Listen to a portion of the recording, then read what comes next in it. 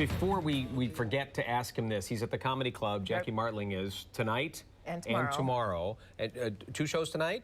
2 shows tomorrow night, 1 show tonight. 1 show tonight. Okay, comedyclub.us is the place to go to get tickets. I should know that by now. But to go see Jackie. And you're a joke teller, and you have an encyclopedic mind for jokes. How many jokes in your brain? You think all of them. They're all there. Almost all. So I was just doing a thing with him, and I will say, like, we can't say certain punchlines, but do you call me Seamus the Road Bill? You know the joke. And I told him that if you Google McCartney goat, you will find Paul McCartney telling that joke. And I had a radio show for years, so I pulled that off the web. And I said, oh, we got a guest here to tell a joke today. And then here's Paul McCartney telling this incredibly off-color joke. Yeah, it's kind of a dirty joke. I'm not. So it's not kind of a dirty joke. It's about as dirty as they get. Yeah, thank you. So I'll tell you though, somebody else told it to me because I never would have told it. No. At my shows, I have a new thing. I have kids CDs. Like for little kids, 4- and 5-year-olds that knock jokes, and I have a gross jokes CD, which is poops and boogers that the jokes that everybody says my kid doesn't like them, and it's the only kind of jokes they like. Yeah.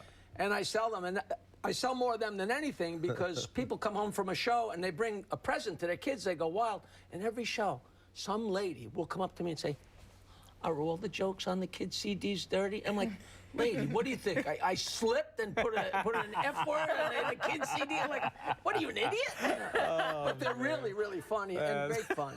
You've been doing this for quite a bit. What do you get your? I know you tell jokes, and you talked about the difference between telling jokes and being a comedian. But where do you get your inspiration? Where do you come up with some of these jokes? They're all old jokes. It's really funny because I know every old joke in the world, and my act is I've written some of them, so I've put some jokes into the grand joke pile of all time, and I always love it when somebody comes up and tells me a joke that I actually created, and it's fun. But I was on Howard Stern's show for 18 years, and what we did was I wrote for him on the fly. So every time I handed him something to say, it was something that we would have said in conversation. So I didn't hand him one old joke. So all that time, it was on the fly, made up, just rolling along like a comedian. Whereas my act is exactly the opposite. It's all, and I tell old jokes because that's what gets laughs. My inspiration is to make you laugh as hard as I can. I want to punch you in the stomach with my joke. Comedically. And make you laugh. So, all right, some people it seems like people either have the gene or they don't. You can tell a joke or you can't, because you get the people who just cannot deliver a joke. What's the key to being a good joke teller? Well, I actually have put this in so many magazines. There's rules, and rules are made to be broken, but you keep a joke in the present tense. You shave off anything unnecessary, like the old Playboy jokes. A beautiful blonde sauntered into the bar, whereupon she sat upon the bar stool and said, a girl goes into a bar. Otherwise, people, I've been at so many bars where people start telling a joke, and I know the joke, and I'm trying to be polite, but they're going on, and you never say anything in the setup of the joke that's in the punchline. Okay. So you avoid that.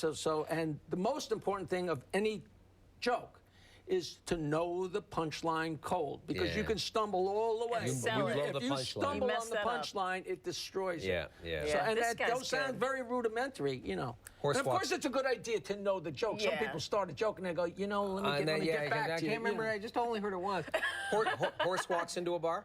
Wide long face. Do you know? There was a great old joke about the guy that went to prison, his first day in prison, and they're sitting there having lunch, and a guy stands up and says, 803. And everybody laughs. Another guy stands up and says, 402. And everybody laughs. He said, what's going on? He said, well, we've been in here so long that everybody knows all the jokes. So we just get up and say a number, and people think of the joke. He says, wow, can I try that? And the guy says, sure. And he stands up and says, 701. And nobody laughs. He sits down and says, what happened? He says, well, some people can tell a joke, and some people can't. Oh, man. How long do you think you'll keep this up? Till I die. Yeah. I'm hoping that on my way down, I say a punchline.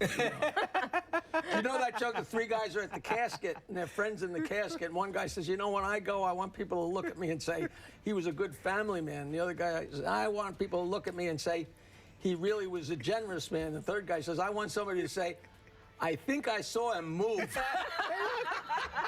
Jackie Martling, Comedy Club in Webster, tonight tomorrow. Thank you so much.